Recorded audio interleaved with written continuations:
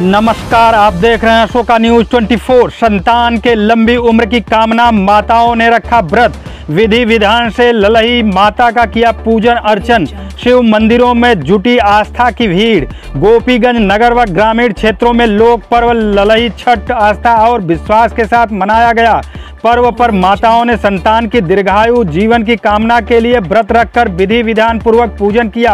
गोपीगंज नगर में हनुमानगढ़ी बाबा, बड़े शिवधाम, सोनिया तालाब समेत अन्य शिव मंदिर परिसर में जुटी आस्थावान व्रती महिलाओं ने पुत्र की लंबी आयु की कामना को लेकर ललही छठ का विधि विधान पूर्वक पूजा पाठ की। मान्यता है कि भाद्र पक्ष के कृष्ण पक्ष की षष्ठी तिथि को हल षष्ठी का व्रत रखा जाता है। हल षष्ठी को हल छठ या ललही छठ के रूप में भी मनाया जाता है। हिंदू धर्म की मान्यता के अनुसार हल षष्ठी का व्रत महिलाएं अपने संतान की लंबी उम्र के लिए रखती हैं। पौराणिक मान्यता है कि इस दिन श्री कृष्ण के बड़े भाई बलराम का जन्म हुआ था। मान्यता यह भी है कि इस व्रत को विधि विधान से करने पर संतान के जुड़ी समस्याएं दूर हो जाया करती हैं। ललही व्रत के दिन महिलाएं पवित्र मिट्टी की वेदी बनाकर उसमें गूलर, पलाश और कुश को रखती हैं। इस व्रत में विशेष रूप से महुआ, भैंस का दूध, तिन्नी का चावल और उसमें बनी चीज़ों का भी इस्तेमाल किया जाता है। हनुमानगढ़ी मंदिर पर ललही छठ पूजा के दौरान मेले का भी आयोजन किया गया। इस दौरान पुलिस प्रशासन की व्यवस्था भी रही। नगर पालिका की तरफ से साफ सफाई की विशेष व्यवस्था की गई थी। व्यवस्था की देखरेख में मंदिर के व्यवस्थापक लगे रहे। भैंस के गाय का लगता है, गाय का नहीं लगता है। जोता बोया सामान इसमें नहीं होता है। जोता बोया सामान इसमें नहीं लगता है। इसमें ज्यादातर भैंस का ही दूध लगता है, भैंस के घी लगता है, दही लगता है, चावल लगता है, सिंगाड़ा लगता है, पंचमेवा लगता है।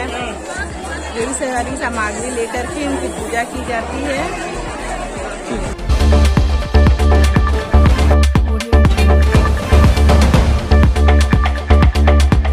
भदोही आज़ादी का अमृत महोत्सव के अवसर पर यूपी 112 के 4 पहिया 2 पहिया पीआरबी वाहनों द्वारा पुलिस लाइन ज्ञानपुर से कस्बा भदोही होते हुए रजपुरा पुलिस चौकी तक तिरंगा यात्रा मार्च पास्ट किया गया।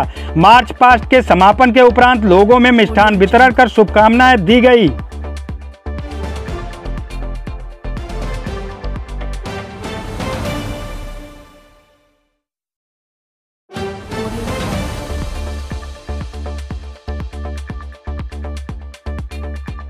Audio Jungle।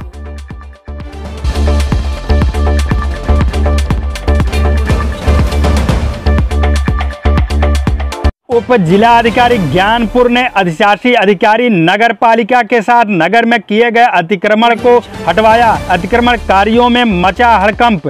अतिक्रमणकारियों के सामानों को हटाने के लिए चला बुलडोजर। गोपीगंज कोतवाली अंतर्गत नगर में बुधवार को उप जिलाधिकारी ज्ञानपुर योगेंद्र साहू एवं पुलिस क्षेत्राधिकारी भुवनेश्वर पांडे, नगर पालिका परिषद की अधिशासी अधिकारी अमिता सिंह के नेतृत्व में नगर में किए गए अतिक्रमण को हटाने के लिए अभियान चलाकर अतिक्रमण को हटाया गया।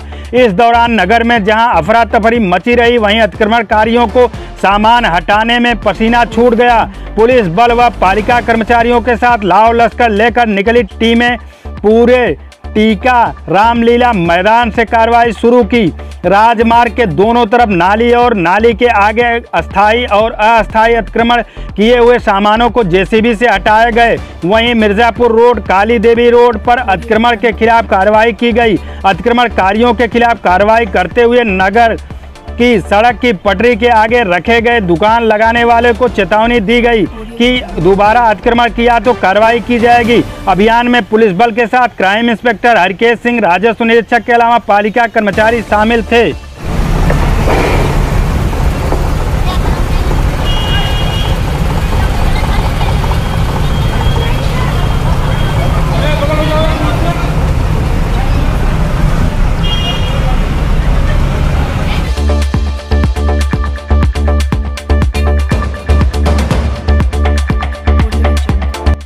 गंगा आर पार की यात्रा के लिए लाइफ जैकेट का सहारा। तेज हवा के चलते 2 दिन नहीं चली नाव। वादा में जमुना में नाव डूबने की हुई घटना के बाद प्रदेश सरकार के निर्देशन पर जिला और पुलिस प्रशासन पूरी सतर्कता बरत रहा है। तेज हवा के कारण 2 दिन नाव का संचालन बंद कर दिया गया था। गोपीगंज के रामपुर गंगा घाट पर आर पार आवागमन करने वालों को मोटर बोट पर सवार होने से पहले लाइफ जैकेट पहनाया जा रहा है। लाइफ जैकेट उपलब्ध हो जाने के पर 2 दिन तेज हवा के कारण बंद मोटर बोट नाव का संचालन बुधवार को शुरू हो गया है। बांदा में नाव डूब जाने के कारण हुई बड़ी घटना के बाद गंगा घाट पर नाव संचालन को लेकर प्रशासन पूरी तरह सतर्क है। शासन के निर्देशन पर जिम्मेदार विभाग नाव संचालकों को लाइफ जैकेट उपलब्ध करा दिया गया है। जैकेट उपलब्ध हो जाने के उपरांत नाव का संचालन शुरू कर दिया गया है। आर पार जाने वालों को नाव पर सवार होने के पूर्व लाइफ जैकेट पहनाया जा रहा है। रामपुर घाट पर देख रेख में लगे मेठ राम दुलार ने बताया कि 2 दिन बंद रहने के बाद बुधवार को नाव का संचालन शुरू कर दिया गया है।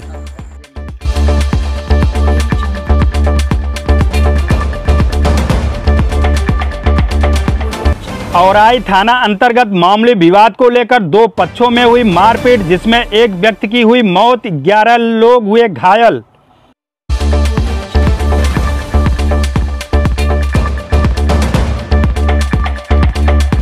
प्रयागराज आज़ादी की 75वीं वर्षगांठ के उपलक्ष्य में मनाए जा रहे आज़ादी का अमृत महोत्सव के अवसर पर यूपी 112 के वाहनों द्वारा संगम क्षेत्र से शहर के विभिन्न क्षेत्रों से होकर चंद्रशेखर आज़ाद पार्क तक किए जा रहे तिरंगा मार्च पास्ट को प्रेम प्रकाश आईपीएस द्वारा हरी झंडी दिखाकर रवाना किया गया। यूपी 112 के वाहनों द्वारा किए गए तिरंगा मार्च पास्ट के समापन पर श्री एडीजे जोन प्रयागराज व वरिष्ठ पुलिस अधीक्षक प्रयागराज द्वारा चंद्रशेखर आज़ाद पार्क में सामूहिक राष्ट्रगान का गायन किया गया। इस संबंध में वरिष्ठ पुलिस अधीक्षक प्रयागराज द्वारा दिया गया बयान।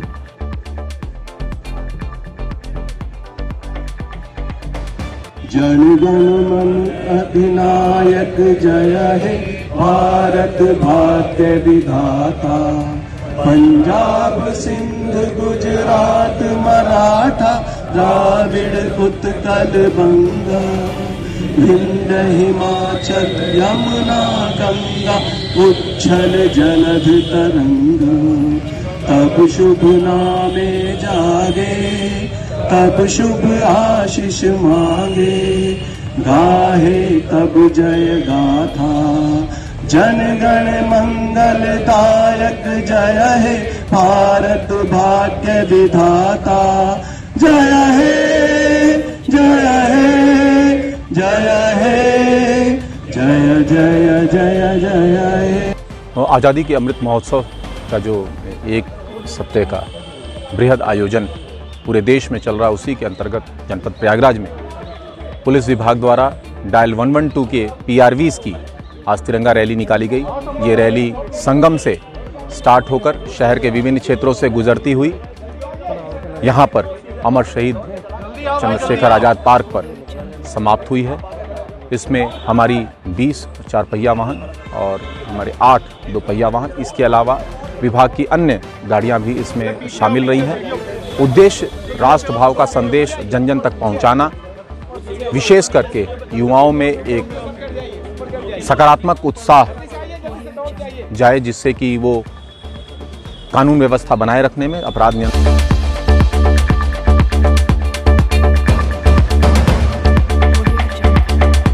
प्रयागराज गंगा की अविरलता स्वच्छता बनाए रखने हेतु आम जनमानस की जागरूकता हेतु नमामि गंगे राम गंगा तिरंगा रन के तहत जैनुल आबदीन उर्फ मुरादाबाद एक्सप्रेस द्वारा संगम प्रयागराज से मुरादाबाद तक 555 किलोमीटर की अल्ट्रा मैराथन दौड़ को प्रेम प्रकाश आईपीएस द्वारा हरी झंडी दिखाकर रवाना किया गया। इस संबंध में पुलिस अधीक्षक प्रयागराज द्वारा दिया गया बयान। जो मुरादाबाद से आई एक टीम, जिसके मुखिया मिस्टर जैनुल हैं, ये पहले भी कई सारे अल्ट्रा मैराथन कर चुके हैं और नमामि गंगे से एसोसिएटेड इस अल्ट्रा मैराथन का नाम राम गंगा रन रखा गया है, जो संगम से स्टार्ट करके मुरादाबाद तक जाएगी। कुल 555 किलोमीटर की दूरी ये दौड़ कर चलेंगे इस पवित्र नदी की अविरलता और स्वच्छता का संदेश लोगों में जन जन तक पहुंचाना इनका उद्देश्य है। साथ ही साथ ये सब जहाँ जहाँ से गुजरेंगे वहाँ एक प्रेरणा के रूप में लोगों में देशभक्ति, राष्ट्रभाव का एक भावना जो है उनके हृदय में और मजबूती से जगह लेगी। ये उद्देश्य है।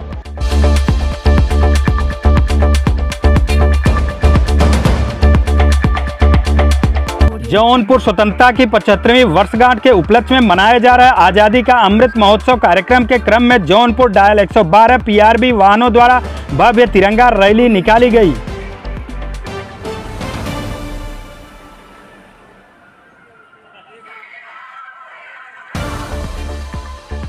Audio Jungle.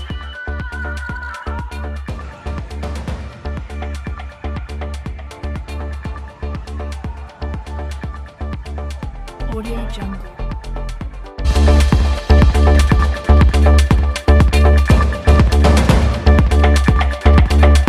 जौनपुर आज़ादी के 75 वर्ष पूर्ण होने पर अमृत महोत्सव मनाया जा रहा है, जिसके क्रम में हर घर तिरंगा अभियान के तहत जनपद के थाना किराकत अंतर्गत शहीद स्थल सेनापुर में ग्रामीणों व स्कूली बच्चों के साथ पुलिस फोर्स द्वारा तिरंगा फहराया गया।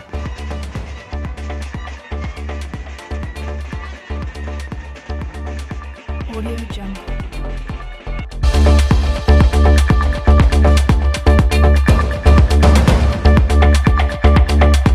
जौनपुर थाना मड़ियाओं पुलिस द्वारा गैर इरादतन हत्या के वांछित 2 महिला सहित 3 अभियुक्तों को किया गिरफ्तार। कब्जे से घटना में प्रयुक्त आला कत्ल बरामद। जौनपुर में हुई घटना के संबंध में मुकदमा पंजीकृत कर 3 नामजद अभियुक्तों को पुलिस हिरासत में लिया गया है।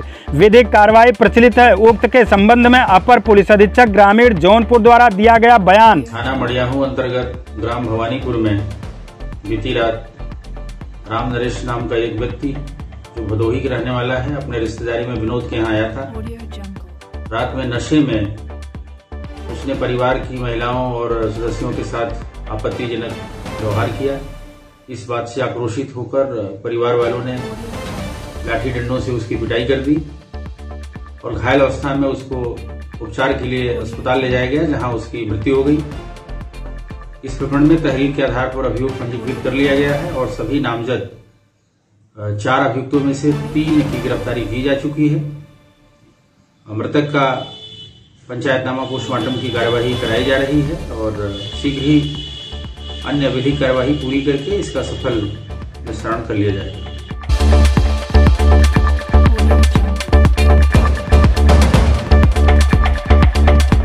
जौनपुर थाना सराय ख्वाजा के अंतर्गत 1 किलो 300 ग्राम नाजायज गांजा के साथ एक सातिर अभियुक्त राशिद खान पुत्र अशरफ खान निवासी छबीलेपुर थाना सराय ख्वाजा जनपद जौनपुर को थाना सराय ख्वाजा पुलिस ने किया गिरफ्तार।